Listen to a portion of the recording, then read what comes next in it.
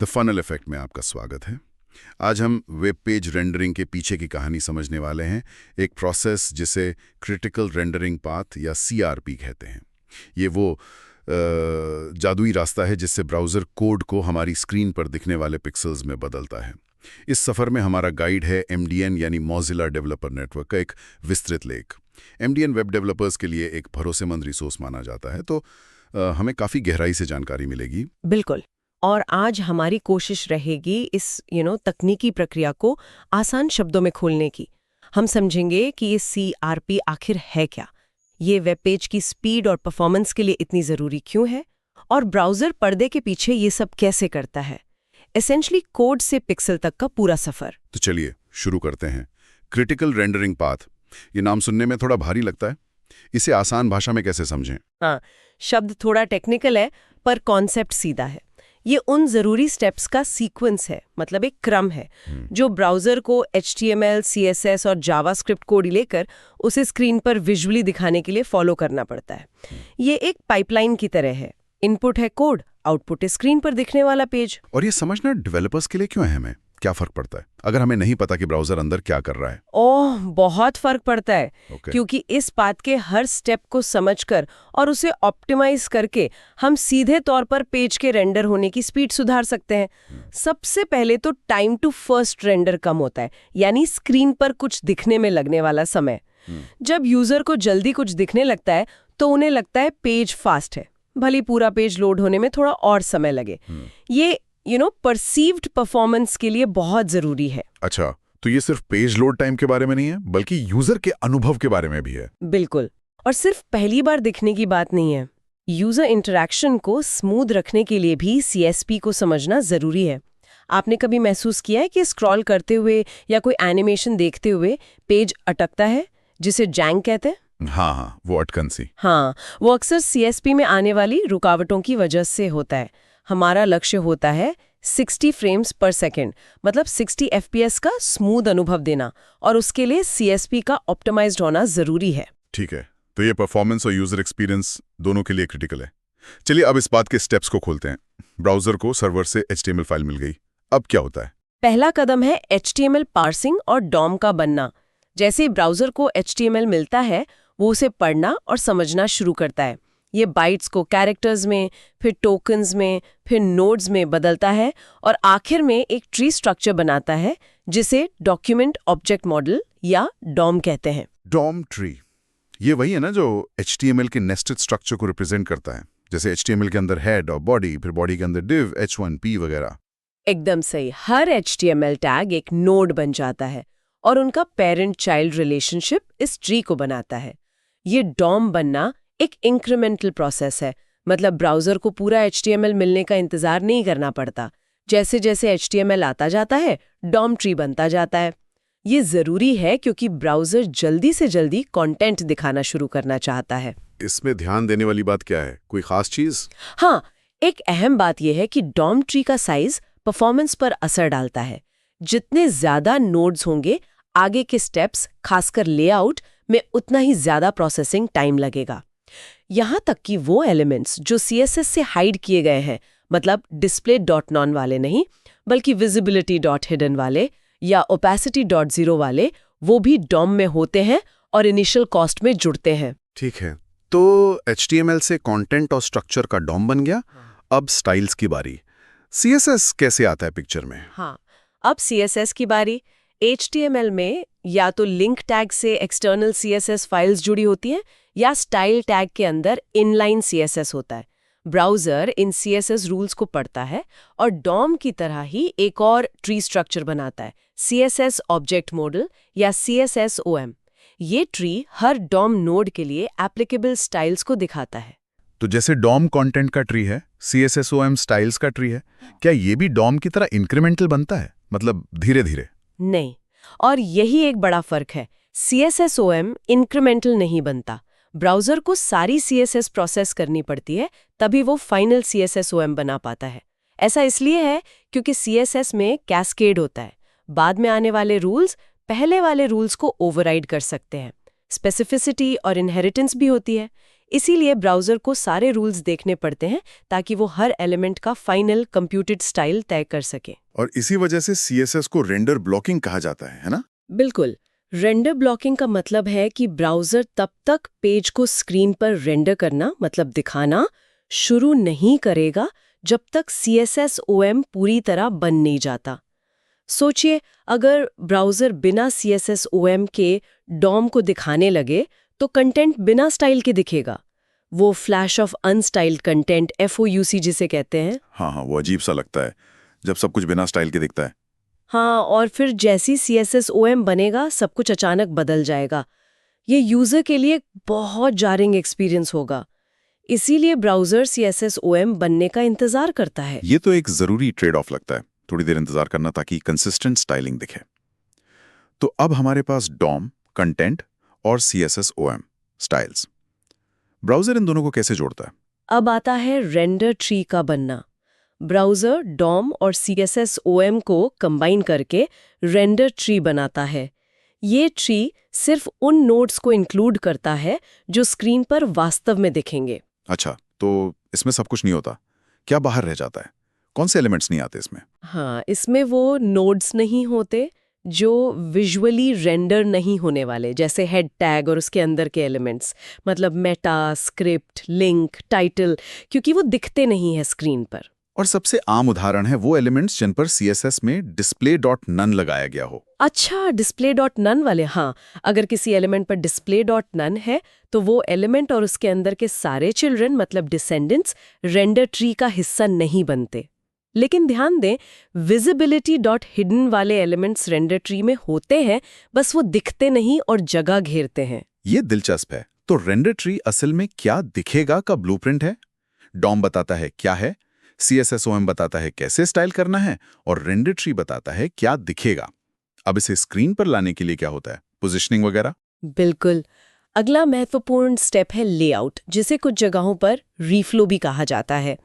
Render tree बनने के बाद ब्राउज़र को ये फिगर आउट करना होता है कि हर दिखने वाला एलिमेंट स्क्रीन पर कहाँ पोजीशन होगा और उसका साइज मतलब विड्थ, हाइट क्या होगा। ब्राउज़र व्यू पोर्ट यानी ब्राउज़र विंडो का वो हिस्सा जहाँ कंटेंट दिखता है, उसके साइज के हिसाब से हर नोड की ज्योमेट्री कैलकुलेट करता है। यहीं पर व्यू पोर्ट मेटा टैग का रोल आता होगा, खासकर मोबाइल डिवाइसेस पर, कि स्क्रीन कितनी चौड़ी है। एकदम। Meta name viewport content width is equal to device width initial scale equals to 1.0 जैसा टैग ब्राउज़र को बताता है कि पेज का लेआउट डिवाइस की स्क्रीन विड्थ के हिसाब से करना है। अगर ये टैग न हो तो मोबाइल ब्राउज़र अक्सर डेस्कटॉप स्क्रीन की विड्थ जैसे 960px मानकर लेआउट करते हैं, जिससे पेज बहुत छोटा दिखता है और यूज़र को जूम करना पड़ता है। लेआउट स्टेप में ये सारी कैलकुलेशंस होती हैं। और क्या ये लेआउट सिर्फ एक बार होता है? आपने पहले रीफ्लो का जिक्र किया है, जिसका मतलब है कि ये दोबारा भी हो सकता है। हाँ, लेआउट सिर्फ इनिशियल पेज लोड पर नहीं होता, ये कई कारणों से दोबारा ट्रिगर हो सकता है, जिसे रीफ्लो कहते हैं। जैसे विंडो रीसाइज होने पर, हाँ, फोन घुमाने पर, या डॉम में बदलाव होने पर, जैसे जावास्क्रिप्ट से कोई एलिमेंट ऐड या रिमूव किया, अच्छा, किसी एलिमेंट का कंटेंट बदलने पर जिससे उसका साइज बदल सकता है, जैसे टेक्स्ट बदल गया, या कोई लेआउट अफेक्टिंग CSS प्रॉपर्टी बदलने पर, जैसे width, height, margin, padding, position, ये सब। फॉन्ट साइज बदलने पर भी। बाप रे, ये तो काफी बार हो सकता है। और आपने कहा था कि डॉम जितना बड़ा होगा, लेआउट उतना महंगा, मतलब उतना स्लो होगा। सही। हर रीफ्लो एक कंप्यूटेशनली इंटेंसिव प्रोसेस हो सकता है, मतलब इसमें काफी प्रोसेसिंग पावर लगती है, खासकर बड़े और कॉम्प्लेक्स डॉम ट्रीज के लिए। अगर ये यूजर इंटरैक्शंस जैसे स्क्रोलिंग या एनिमेशन के दौरान बार बार होता है तो ये मेन थ्रेड को ब्लॉक कर सकता है और वो 60 FPS वाला टारगेट मिस हो सकता है, जिससे जैंक या स्टटर दिखता है। तो इससे बचने के लिए क्या करना चाहिए?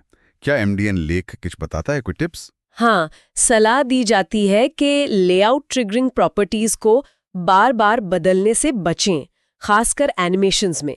इसके बजाय ट्रांसफॉर्म, ट्रांसलेट, स्केल, रोटेट और ओपेसिटी जैसी प्रॉपर्टीज को एनिमेट करना बेहतर है, आधुनिक ब्राउज़र अक्सर इन प्रॉपर्टीज़ के एनिमेशंस को जीपीयू पर ऑफलोड कर सकते हैं और इन्हें अलग कंपोजिटर लेयर पर हैंडल करते हैं, जिससे लेआउट और पेंट स्टेप्स बाईपास हो जाते हैं या कम हो जाते हैं। अच्छा, जीपीयू का इस्तेमाल करके। हाँ, और अगर जावास्क्रिप्ट से डॉम में कई बदलाव करने हो तो उन्हें एक साथ बैच करने की कोशिश करनी चाहिए ताकि रीफ्लो कम से कम बार ट्रिगर हो।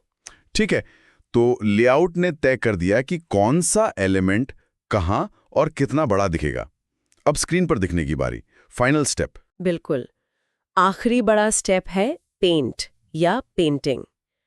लेआउट स्टेप के बाद ब्राउज़र को रेंडर ट्री के हर नोड को स्क्रीन पर एक्चुअल पिक्सेल्स में बदलना होता है। इसमें text, colours, images, borders, shadows सब कुछ ड्रॉ करना शामिल है। क्या ब्राउजर हर बार पूरी स्क्रीन को पेंट करता है या सिर्फ बदले हुए हिस्से को? पहली बार में तो हाँ, पूरी स्क्रीन पेंट होती है, लेकिन उसके बाद ब्राउज़र बहुत स्मार्ट होते हैं। वो स्क्रीन को लेयर्स में तोड़ सकते हैं। जब कुछ बदलता है तो ब्राउज़र अक्सर सिर्फ उसी लेयर को रीपेंट करता है जो अफेक्ट हुई है, या सिर्फ स्क्रीन के उस हिस्से को जो बदला है। इसे इंक्रीमेंटल पेंटिंग कहते हैं। हालांकि कुछ CSS प्रॉपर्टीज जैसे बॉक्स शैडो या कॉम्प्लेक्स ग्रेडियंट्स पेंटिंग को महंगा बना सकती हैं। और क्या पेंट के बाद भी कुछ होता है या ये आखिरी है? हाँ, पेंट के बाद एक और स्टेप होता है जिसे कंपोजिटिंग कहते हैं। अगर पेज को मल्टीपल लेयर्स में बांटा गया है, जैसे ट्रांसफॉर्म या विल चेंज प्रॉपर्टी का इस्तेमाल करके, तो कंपोजिटिंग स्टेप में ब्राउज़र इन लेयर्स को सही क्रम में स्क्रीन पर ड्रॉ करता है। कंपोजिटिंग अक्सर जीपीयू पर होता है और ये बहुत फास्ट हो सकता है।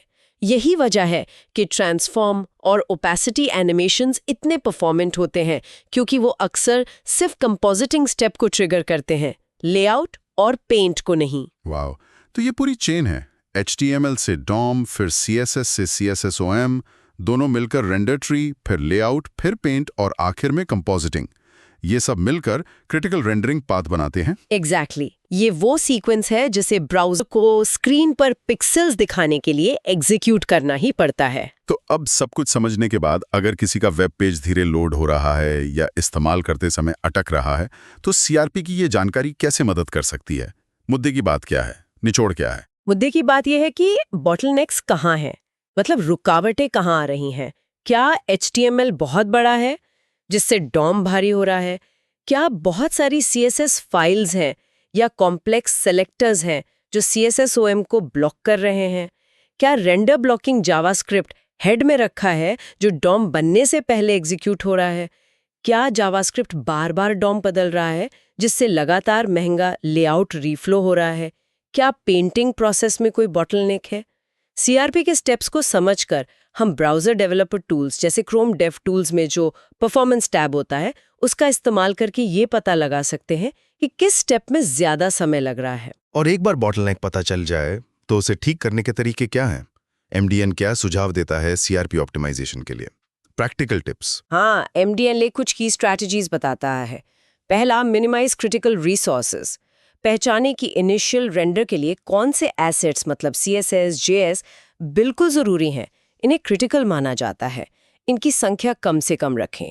जो नॉन क्रिटिकल है, जैसे मान लीजिए फुटर का JS या पेज के बहुत नीचे दिखने वाले सेक्शंस की CSS, उन्हें डिफर या एसिंग एट्रीब्यूट्स के साथ लोड करें या डायनेमिक इंपोर्ट का इस्तेमाल करें। एसिंग और डिफर में क्या फर्क था जल्दी से? हाँ, एसिंग स्क्रिप्ट्स डाउनलोड होते ही एग्जीक्यूट हो जाती हैं। HTML पार्सिंग को ब्लॉक नहीं करती, पर ऑर्डर गारंटी नहीं होता।